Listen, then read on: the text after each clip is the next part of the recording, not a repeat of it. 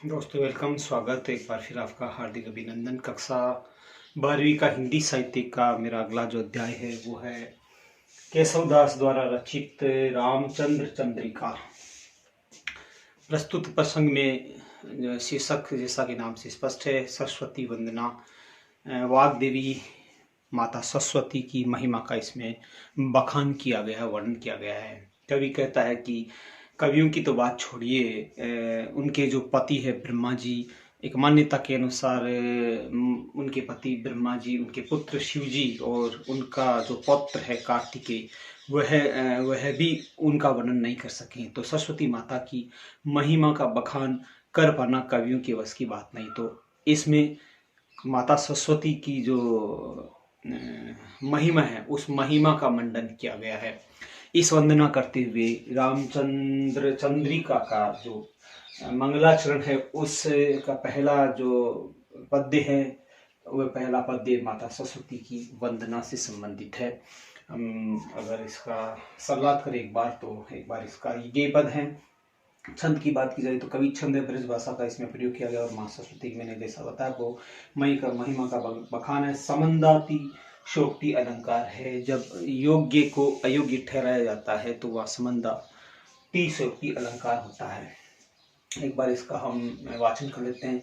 बानी जगराने की उदारता बखानी जाई, ऐसी मति उदित उदार कौन की भई। देवता प्रसिद्ध सिद्ध ऋषि रास तप वृद्ध, कही कही हारे सब कहिन काहुलाई। भावी भूत वर्तमान जगत बगानत है, केशोदास क्यों न बखानी काहू पे गई। पति बने 4 मुख, पूत बने 5 मुख, नाती बने 6 मुख, यद्यपि नहीं। जैसा कि मैंने आपको बताया इसमें मां सरस्वती की महिमा का मंडन किया गया, उसका वर्णन किया गया है। पद गेय है, कवि छंद है, भाषा ब्रज है और माता सरस्वती की महिमा का इसमें वर्णन किया गया है। हम इसका शुरुआत करते हैं।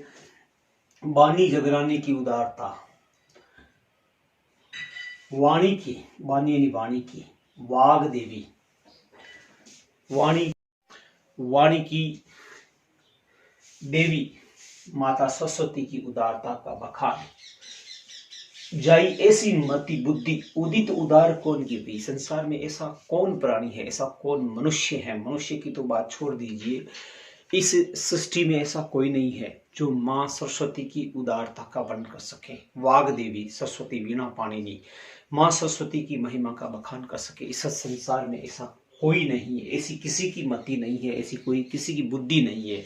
मां सरस्वती को ज्ञान की देवी कहा गया है, मां सरस्वती को ज्ञान की देवी कहा गया और किसी भी कार्य को शुरू करने से पहले शिक्षा से संबंधित मां सरस्वती की वंदना की जाती है। उसी संदर्भ में केशव दास ने अपनी रामचंद्र चंद्रिका में माता सरस्वती की महिमा का वर्णन करते हुए इस वंदना से इस की शुरुआत की है। देवता प्रसिद्ध सिद्ध ऋषि राज तपवृद्ध, कही कही हरे सब कही न काहू रही। मनुष्यों की तो बात छोड़ दीजिए, कवियों के तो सामर्थ्य की बाहर की बात है कि उनकी महिमा का वर्णन कर सके। देवता लोग, प्रसिद्ध ऋषि, सिद्ध ऋषि राज, तपवृद्ध, बड़े तपोवृद्ध ऋषि राज, सिद्ध ऋषि राज, देवता, प्रसिद्ध देवता, कही कही हरे कह कर बखान कर करके हार गए, सब कहीं न काहू रही। लेकिन माता सरस्वती की उदारता का कोई वर्णन नहीं कर सका है। यदि कवियों की बात तो छोड़िए, देवतागण, प्रसिद्ध ऋषिराज, तपवृद्ध, बड़े तपस्वी माता सरस्वती का बखान कर करके हार गए, लेकिन माता सरस्वती की उदारता का बखान अपने मुख से वो भी नहीं कर पाए हैं। भावी भूत वर्तमान जगत बखानत है। भूतकाल में भी अपनी सामर्थ्य के अनुसार माता सरस्वती की उदारता का वर्णन किया है लोगों ने, वर्तमान में भी कर रहे हैं बुद्धि के अनुसार और भविष्य में भी माता सरस्वती की महिमा का बखान किया जाता रहेगा। लेकिन केशवदास जी कहते हैं कि क्यों न बखानी कहाँ पे गई। लेकिन सृष्टि में ऐसा कोई नहीं है जो संपूर्णतः मां सरस्वती की उदारता का वर्णन कर पाया हो। भूतकाल में भी किया है, सामर्थ्य के अनुसार लोगों ने माता सरस्वती की महिमा का, ज्ञान की देवी का वर्णन। वर्तमान में भी बुद्धि के अनुसार लोग अपने अपनी बुद्धि के अनुसार माता सरस्वती की उदारता का बखान करें, भविष्य में भी करते रहेंगे। लेकिन संसार में ऐसा कोई प्राणी नहीं है, प्राणी तो छोड़िए, संसार में ऐसा कोई देवता, ऋषिराज, तपोवृद्ध नहीं है जो माता सरस्वती की उदारता का अपने मुख से वर्णन कर सके, अर्थात वर्णनातीत है। शास्त्रोन्नत मान्यताओं के अनुसार पति बने चार मुख, स्वयं ब्रह्मा जी, चार मुख स्वयं ब्रह्मा जी उनके पति हैं। उनके पति भी उनकी महिमा का वर्णन नहीं कर सके। चार मुख ब्रह्मा जी को माँ सरस्वती का पति माना गया है। पूत बने पांच मुख, और भगवान शिव, उनके जो पुत्र है भगवान शिव, जिनके पांच मुख है, वे भी माँ सरस्वती की महिमा का वर्णन नहीं कर पाए हैं। नाती बने षटमुख, और शिव के जो पुत्र है षटमुख कार्तिकेय, वह भी माँ सरस्वती की महिमा का मंडन नहीं कर पाए हैं।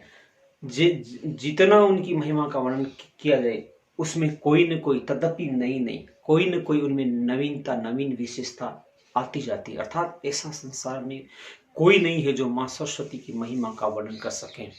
निष्कर्षतः माँ सरस्वती को वाणी की देवी कहा जाता है, ज्ञान की देवी कहा जाता है, और ज्ञान अपार है। तो माँ की सरस्वती की उदारता और ज्ञान का वर्णन करना किसी के बस की बात नहीं है। इसीलिए मैं तो एक साधारण कवि हूँ, मैं कैसे माँ सरस्वती की उदारता का, उनके ज्ञान का वर्णन कर सकता हूँ। यही कहना कवि का उद्देश्य है कि मैं किस तरह से उनका वर्णन कर सकता हूँ। अब अगर उनकी बात विशेष की बात की जाए तो इसमें भाषा की अगर हम बात करें तो इसमें ब्रज भाषा का प्रयोग किया गया है।